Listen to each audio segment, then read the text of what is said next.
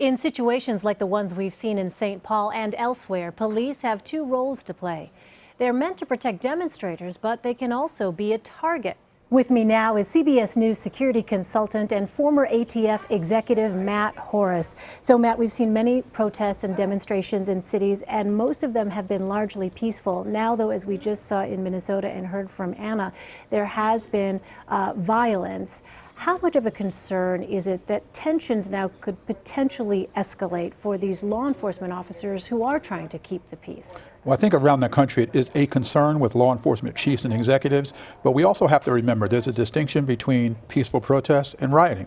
And the law enforcement response is going to be largely dictated on where we are in that process. If things stay peaceful, then you're going to see a very soft law enforcement presence, a supportive law enforcement presence, an active law enforcement presence. But if things go into rioting and lawlessness, then you're going to see a more aggressive tone, no matter what city of America it is involved. It seems like in these kinds of situations, things can sometimes turn quickly, that it doesn't take much for something to sometimes go into a very different direction after a day of peaceful demonstration. How is it for officers trying to balance ensuring the safety, the First Amendment rights of people who are there, with also trying to ensure that they themselves are not targeted?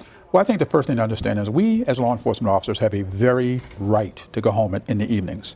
And we're taught through use of force continuums and training to approach situations differently based on the conditions that we are being provided with.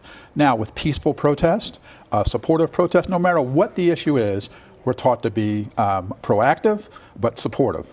When things turn into bricks being thrown and bottles being thrown at police officers, that's a whole different level, and we have to respond to that in a whole different way.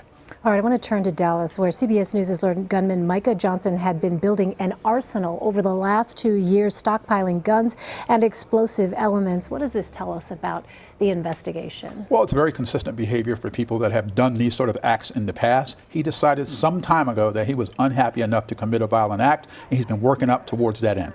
We know that investigators have not found any links to violent extremist groups, either foreign or domestic.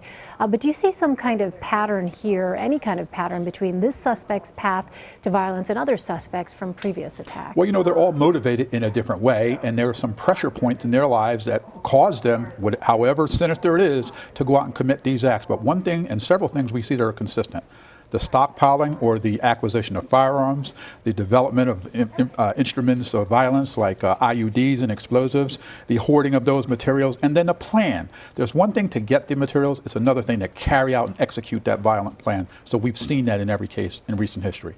The Dallas Police Department went on high alert Saturday over an apparent threat which turned out to be nothing. But from a security perspective, how is a threat deemed credible over one that is a hoax or a prank? Well, what we always look at is what is the capacity for anyone to carry out and execute the threat. In this case, things are in such high order right now that we have to consider everything to be possible until we deem it to be incredible. All right. Matt Horace, thank you so much for your perspective. Appreciate it. Thank you.